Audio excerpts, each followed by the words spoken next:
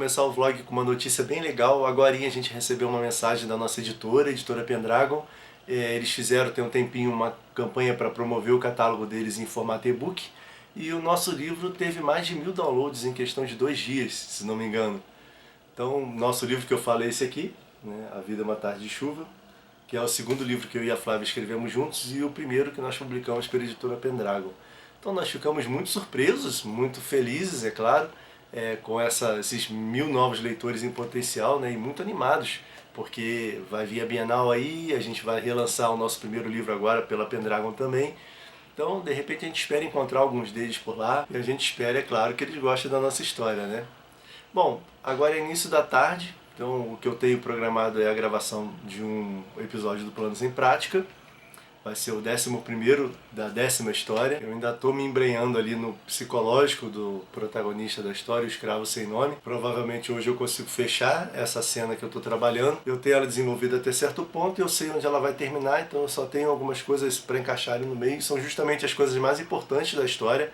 Eu vou falar hoje sobre o momento em que ele perde a voz. Ele está relembrando certos momentos da infância, então é a hora de definir isso um pouquinho melhor. E eu também preciso arrumar algumas soluções para a questão dele não falar desde então. Então, como ele não teve nenhum dano físico na voz em si, ele ainda é capaz de falar, eu preciso elaborar isso um pouco melhor como sendo algo do inconsciente, algum trauma, alguma coisa que o impediu de falar, né? Então essas são as questões que eu vou trabalhar hoje, basicamente. Então aqui é um bom exemplo de um momento em que eu acho muito mais interessante contar do que mostrar. Então nesse ponto em que finalmente eu vou revelando como se dá a entrega da voz do personagem, eu não acho legal, não acho necessário detalhar com minúcias que torturas que ele sofreu, que sofrimentos pelos quais ele passou. Eu acho que fica muito mais impactante para o texto, muito mais interessante para o leitor, deixar o critério da imaginação dele. Estava conversando com a Flávia agora mais cedo sobre a campanha da editora e o bom resultado que a gente teve, e ela me corrigiu. Nosso livro não foi baixado mais de 1000 vezes em 2 dias, a gente teve mais de 1000 downloads em um dia só. Mais legal ainda, né? Bom, agora é o começo de mais uma tarde. Essa semana eu estou tendo que espremer os afazeres aqui com compromissos fora de casa, então estou tendo que me ajeitar da melhor maneira. E ontem à noitinha eu tirei um tempo para poder estudar sobre world building, construção de mundos, né? Eu estou com planos de fazer, elaborar melhor, compor melhor a união das histórias que eu já escrevi até agora, os nossos 2 livros lançados, alguns que estão engatilhados em um universo único. Descobri alguns sites, alguns canais que estão dando informações legais. Descobri uma plataforma onde eu posso organizar isso da melhor maneira. Mais pra frente eu vou falar um pouquinho mais sobre ela quando eu estiver entendendo melhor sobre. Uma coisa que eu fiz também, que é um negócio bem nostálgico para mim, foi retornar aos primeiros livros de RPG sobre esse assunto, que eu li lá no começo da adolescência e eu tenho até hoje. Então eu tenho aqui o Titã, um mundo de aventuras fantásticas, que é do Steve Jackson e do Ian Livingstone. Eles são meio que pioneiros no RPG, né? E tem também o Bestiário deles, o livro sobre criaturas. Esse eu peguei só para dar uma olhada em algumas coisas que eu estava em dúvida.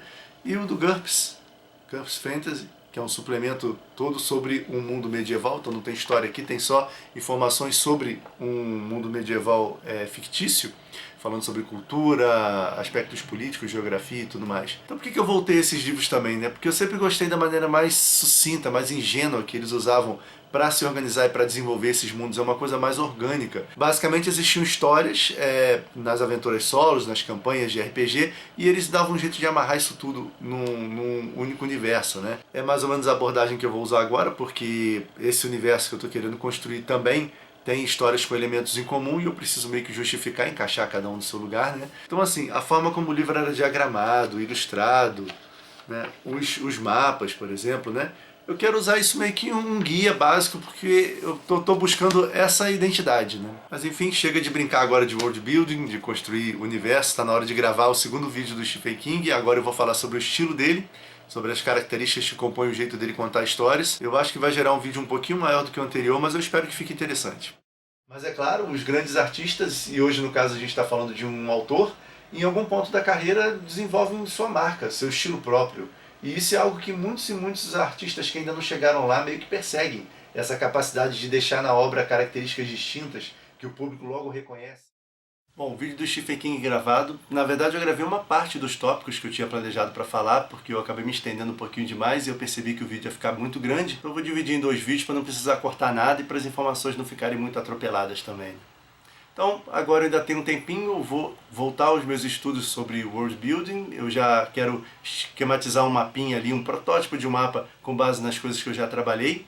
E quem sabe, juntando essas informações, eu não consigo fazer alguns vídeos de vez em quando sobre esse assunto. Eu acho que é um assunto que interessa muito aos autores, geralmente os autores de fantasia, né? E em relação à construção de mundos, eu conheço duas vertentes de autores. Tem aqueles que não sabem por onde começar, que ficam intimidados, porque é muita coisa realmente para a gente pensar no primeiro momento.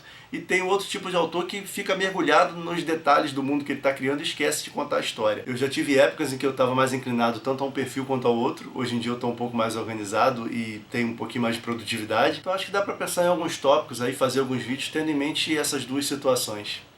Esse Estúdio Vlog então fica por aqui. Se você não conhece o canal, toda quarta a gente tem vídeos com dicas de escrita e desenho, comentários sobre cultura, arte e literatura. E aos sábados a gente tem a nossa série de exercícios de escrita criativa, Planos em Prática. Era isso para o vídeo de hoje, abraços e até a próxima.